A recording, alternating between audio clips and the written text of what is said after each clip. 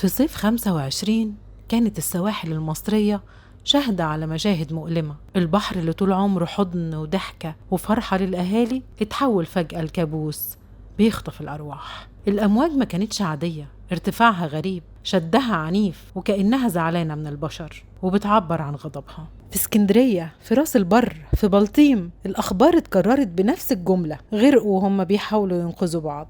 زي الشاب اللي نزل البحر مع أصحابه وكانوا عايزين يفرحوا، كان يوم خميس واخدين أجازة كلهم ومتجمعين. البحر شده، صوته كان بيتقطع في الهوا، أصحابه حاولوا يلحقوه لكن الموج خطفهم كلهم، وفي لحظة الضحك اتحول لصريخ: يا في المية مش عارفة أطلعه.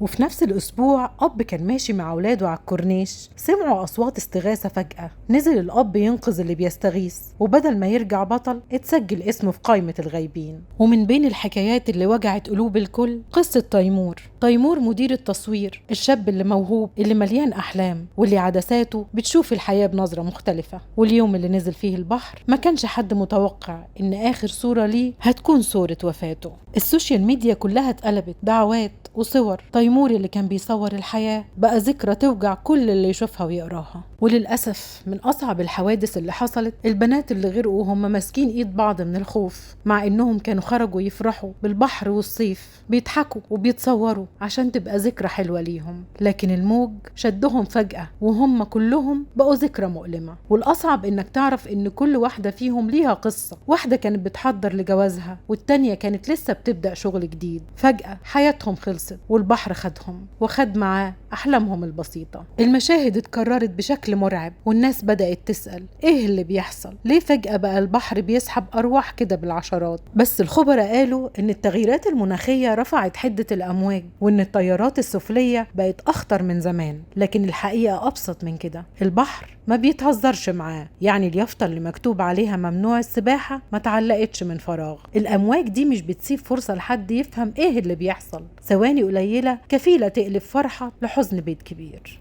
البحر بيعلمنا درس قاسي، إن الضحكة على الشط ممكن تخلص في لحظة، وإن الشجاعة ساعات بتدفع ثمنها غالي. لكن وسط كل الألم ده ظهر معدن الناس الحقيقي. شبان بيجروا من غير ما يفكروا هينقذوا مين، صيادين بيرموا نفسهم في المية عشان يلحقوا أي روح لسه فيها أمل، أو حتى يطلعوا الجثث اللي غيرهم. المشهد كان بيتكرر كتير: جموع على الشط، عيون بتبص على الموج، وقلوب متعلقة بدعوة يا رب يطلع عايش. البحر ساب لنا رسالة: إن لحظة تهور ممكن تكلفك حياتك، وإن أي شجاعة مش محسوبة ممكن تخلي الكارثة أكبر من كده بكتير.